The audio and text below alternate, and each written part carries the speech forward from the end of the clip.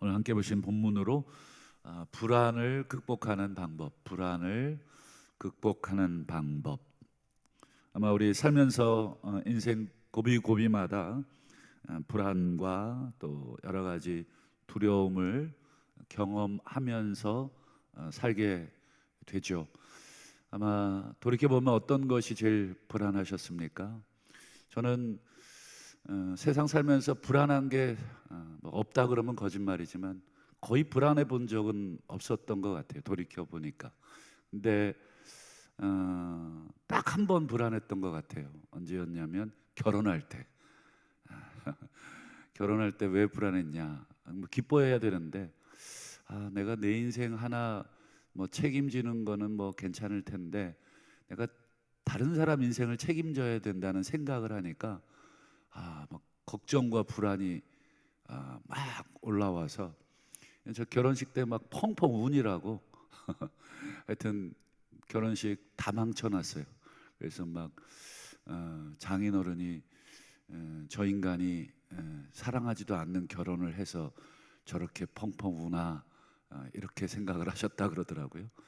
아마 우리 성도님들도 뭐 인생 고비고비 불안했던 적이 아마 있으셨을 텐데 뭐 저처럼 결혼식이 이제 결혼 생활이 이제 불안하셨을 수도 있고 또 자녀들 또 낳을 때 우리 어머니들은 출산할 때도 걱정, 불안, 우리 아이가 정상적으로 잘 태어날 수 있을까? 또 아이가 어느 정도 크면 이제 학교에 입학할 때 이 꼬맹이가 과연 유치원을 잘 갈 수 있을까? 초등학교를 잘 다닐 수 있을까? 중학교, 고등학교, 그리고 대학교 가서도 그리고 또 대학을 졸업하면 취업은 잘 할 수 있을까? 또 취업을 하면 또 결혼은 잘 할 수 있을까? 끝없는 이 염려, 불안.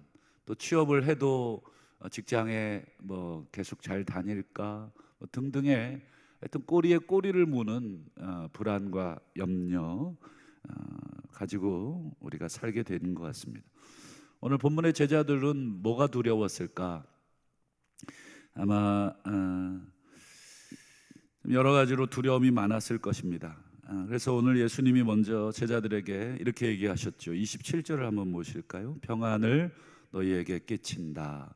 곧 나의 평안을 너희에게 주노라. 마음에 근심하지도 말고 두려워하지도 마라.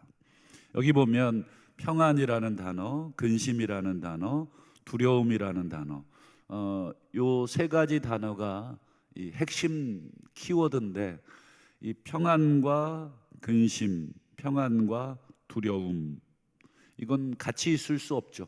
평안한데 두려워, 평안한데 무서워.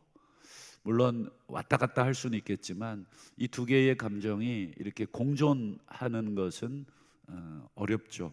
서로 상반되는 감정입니다. 그래서 오늘 말씀의 제목처럼 불안을 극복하는 방법이 뭐가 있을까? 오늘 그것을 함께 생각해 보려고 합니다. 뭐 아주 초보적인 질문인데 불안을 없애려면 어떻게 하면 될까요? 어떻게 하면 불안하지 않을 수 있겠습니까? 그 불안하지 않을 수 있는 방법이 있다면 여러분 돈을 주고라도 아마 사고 싶으실 것인데 이 불안이나 근심, 두려움들을 없애려면 뭐부터 해야 될까? 순서가 있겠죠. 그리고 불안할 때 우리가 자꾸 붙잡아야 될 것들이 있을 겁니다.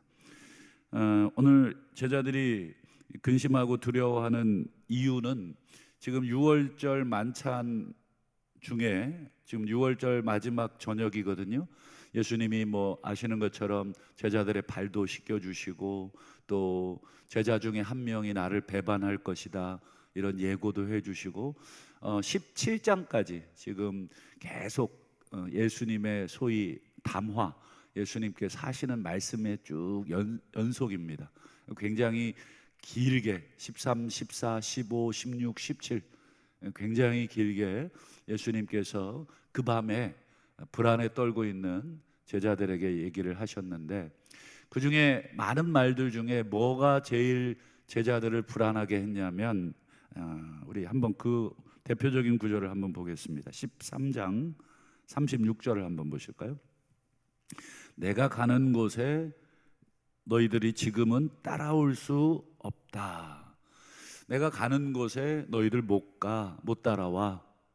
지금 요 말이 제자들의 불안을 촉발시킨 겁니다. 지금 예수님 따라서 예루살렘까지 왔고, 지금 6월절 만찬 석상에 내일이면 이제 오늘 밤부터죠. 유대인들의 하루는 저녁부터 시작이 되니까 오늘 밤부터 지금부터가 6월절입니다. 6월절은 유대인들의 구원을 기념하는 날. 이제 예수님이 나귀 타고 입성하시고 이제 곧 정말 자신들이 꿈꾸던 그 하나님의 나라를 이제 완성하실 것으로 알고 여기까지 지금 따라왔는데, 느닷없이 이제 너희들과 나는 떨어져야 돼. 내가 가는 곳에 너희들 못 와. 지금 이렇게 지금 이야기를 하시니까 제자들이 지금 굉장히 마음이 불안한 것입니다. 일종의 심리학적 용어를 빌려 표현해 보자면 분리불안 같은 거죠. 아이들 어릴 때 떼놓으려고 그러면 엄청나게 불안해서 막 울듯이, 지금 제자들은 울지는 않지만 계속해서 어디로 가십니까?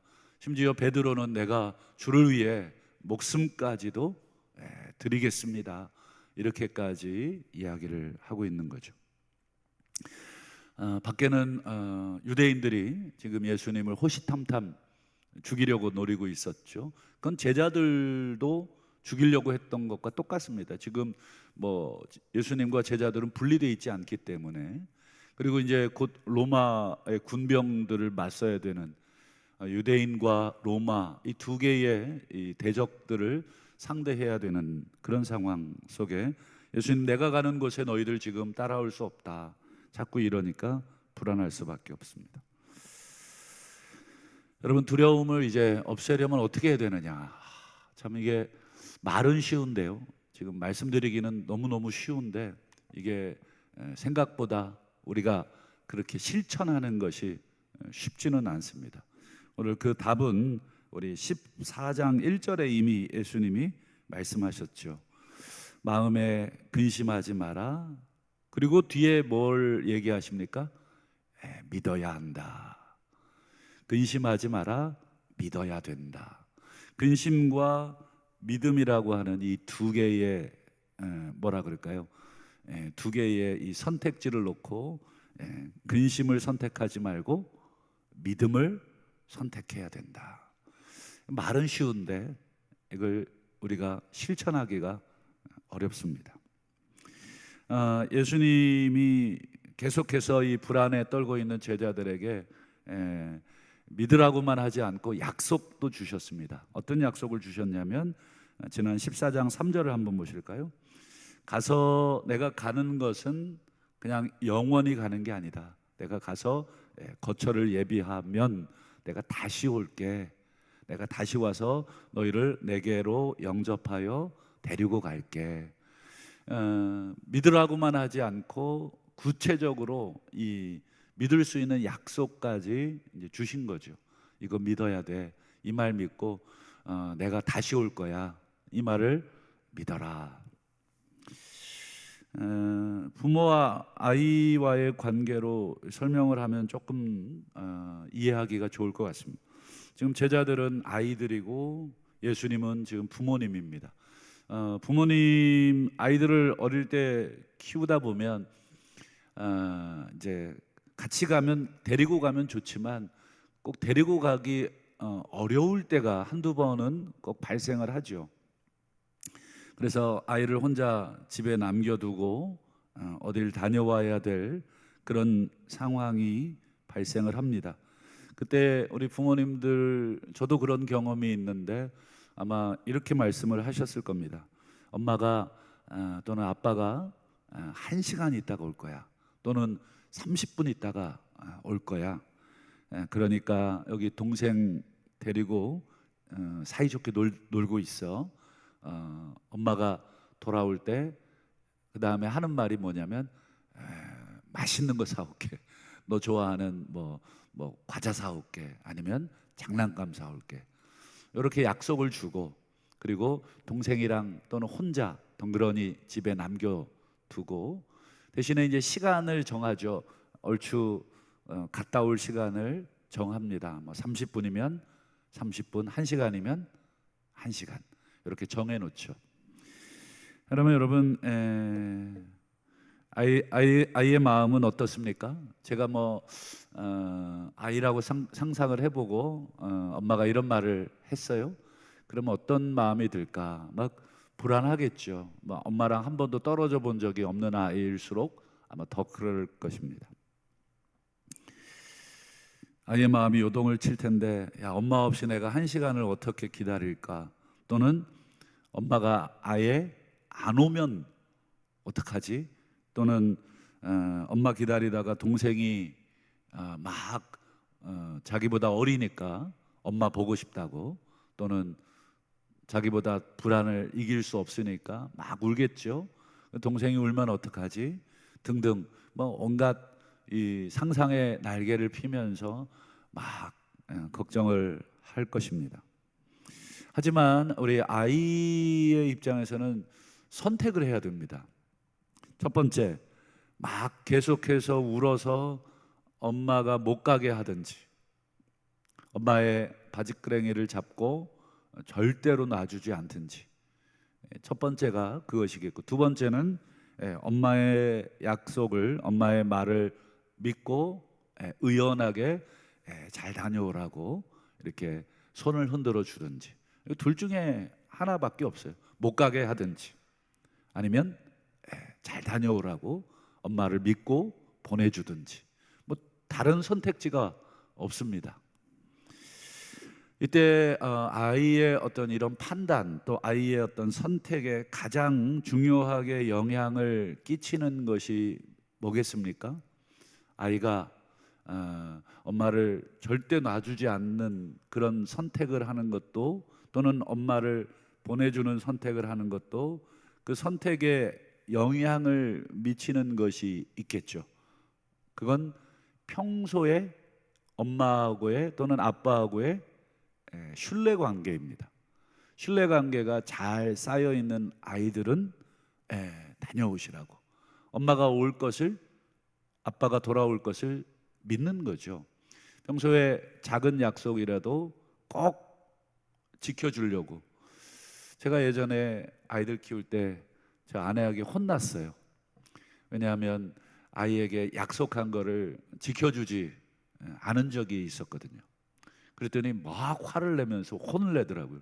그래서 저는 별거 아니라고 생각을 했는데, 그냥 잠깐 아이의 마음을 달래주려고, 아유 야야야 이렇게 해줄게, 울지 마. 근데 아내 입장은 크게 달랐습니다. 지키지 못할 얘기는 하지 마라. 그리고 한 번 얘기한 거는 아이에게는 부모가 그들의 삶의 전체니까 꼭 지켜라, 이렇게 막 얘기를 하더라고요. 그때 제가 처음으로 이제 이 약속의 중요성들을 다시 한번 아이들을 키우면서 깨닫게 됐던 적이 있습니다. 그러니까 이 아이들이 엄마의 말이라면 철석같이 믿어요. 엄마는 틀림없이 해주니까. 안 해줄 거는 얘기를 하지 않아요. 근데 아빠의 말은 좀 덜 믿어요. 아빠가 몇 번 안 해준 적이 있다 보니까.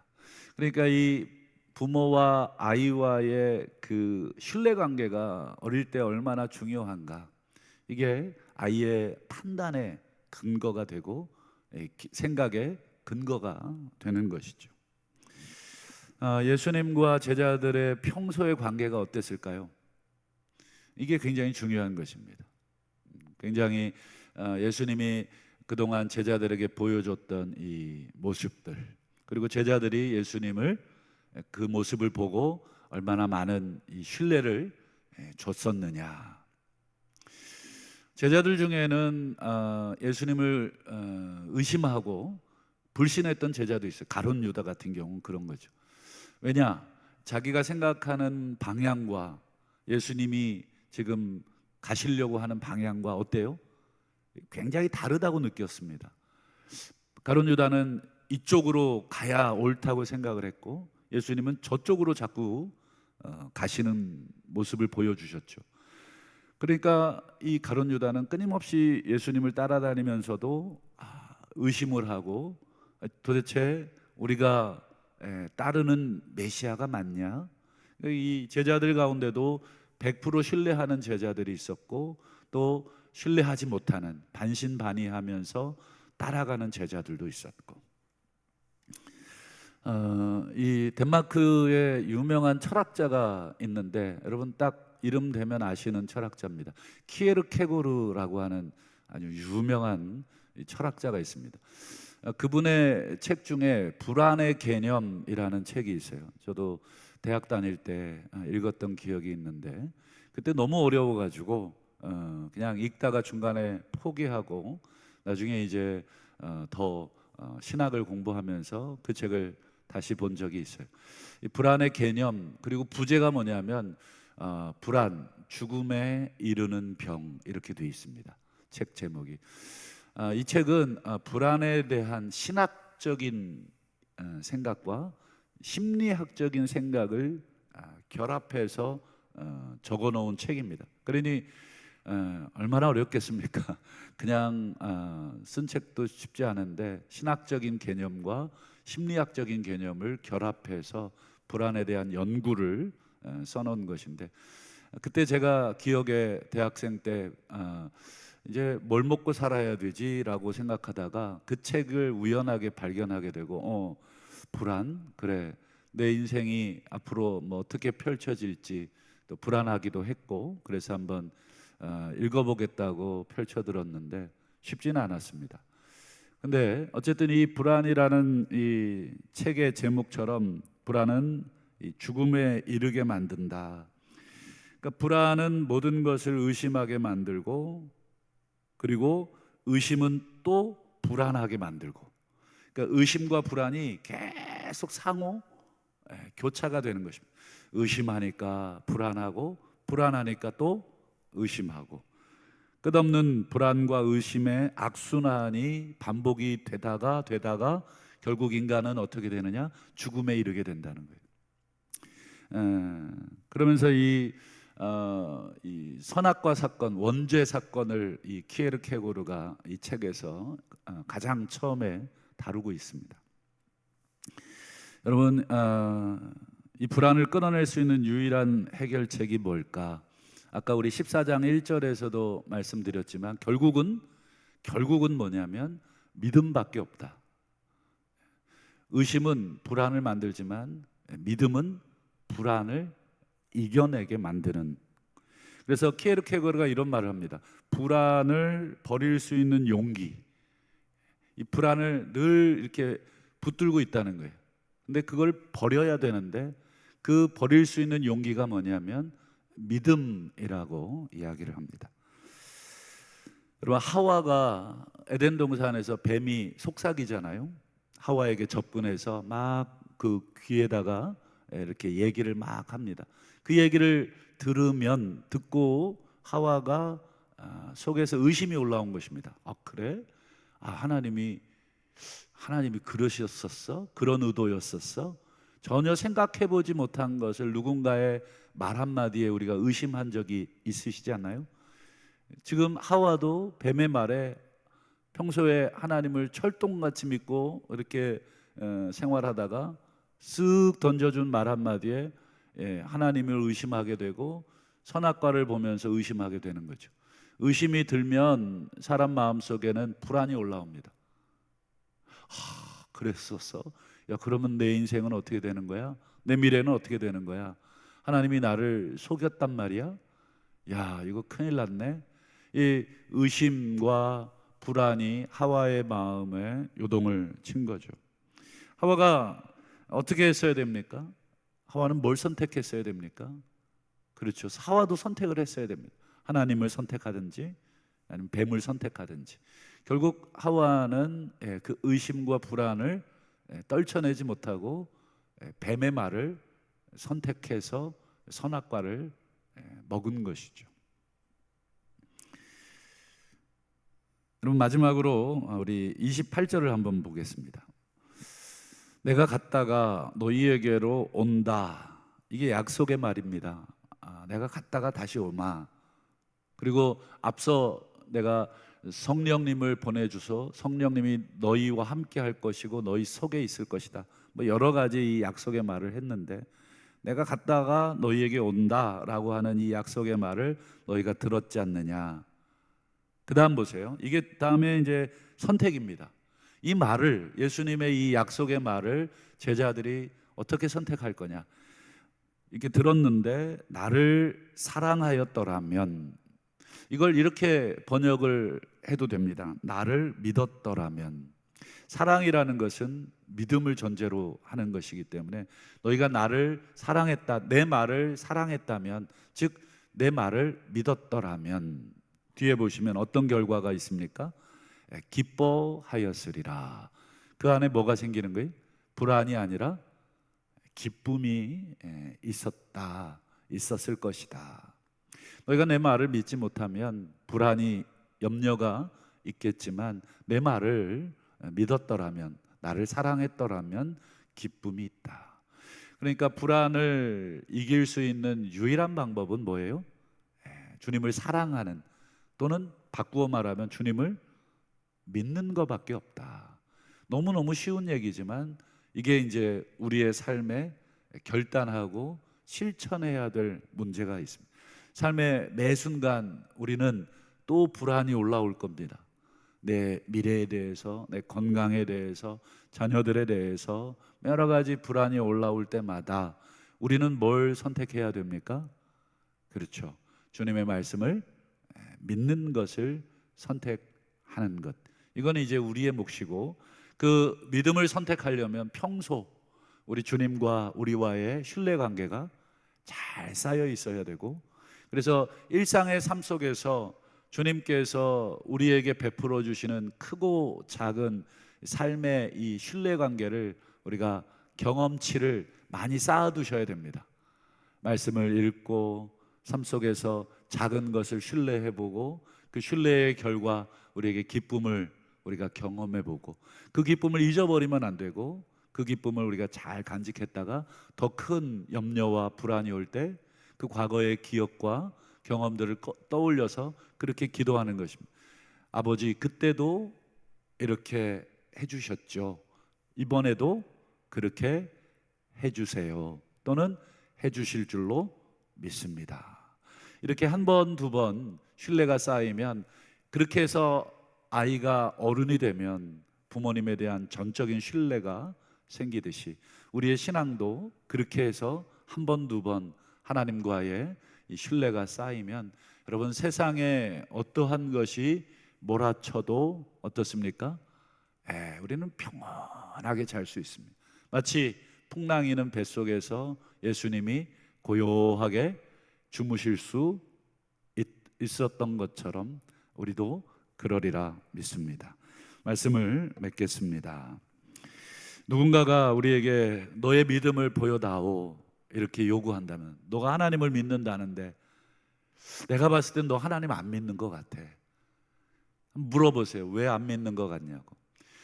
너나 나나 똑같이 불안해하는데, 너나 나나 똑같이 염려하는데, 네가 하나님을 믿는 거나 내가 안 믿는 거나 뭐가 다르냐. 누군가가 우리에게 믿음을 요구하거든. 여러분, 내가 믿는 신조, 내가 믿는 어떤 성경 진리를 막 설파해 줄 필요가 없어요. 여러분, 내가 믿는 하나님이 내게 주신 기쁨, 평안, 이걸 보여주면 됩니다. 너를 보니까 좀 다르다. 너를 보니까 뭐 별로 이렇게 염려하지 않는 것 같아. 그 비결이 뭐냐?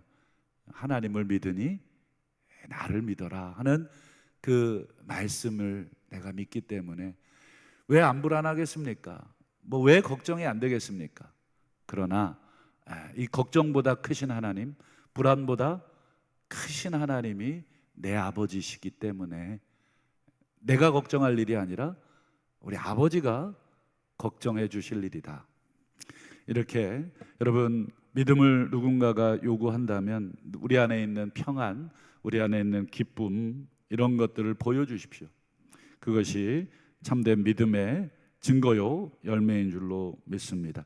오늘 하루도 우리가 예배할 때 하나님과의 그 관계, 신뢰가 하나씩 더 쌓일 수 있기를 바라고, 불안한 마음으로 예배할 때 다시 한번 하나님이 우리에게 주시는 그 기쁨과 신뢰와 확신이 또 쌓여서 또 세상에 나가서 두려움 앞에 우리가 당당히 맞서 싸우시는 저와 우리 모두 성도님들이 되시기를 주의 이름으로 축원합니다.